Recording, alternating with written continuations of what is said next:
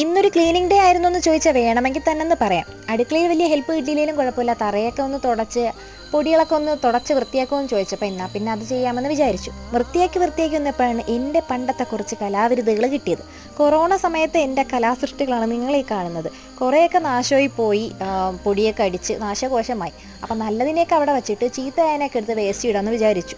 അങ്ങനെ വൃത്തിയാക്കി വന്നപ്പോഴാണ് നമ്മുടെ ആമത്തോടിരിക്കുന്ന കണ്ടത്. നിങ്ങളുടെ ആരുടെയെങ്കിലും വീട്ടിലുണ്ടോ ഈ ഒരു സാധനം? ഞാനിവിടെ ജനിച്ച സമയം തൊട്ടേ ഇതിനെ കാണാറുണ്ട് കേട്ടോ.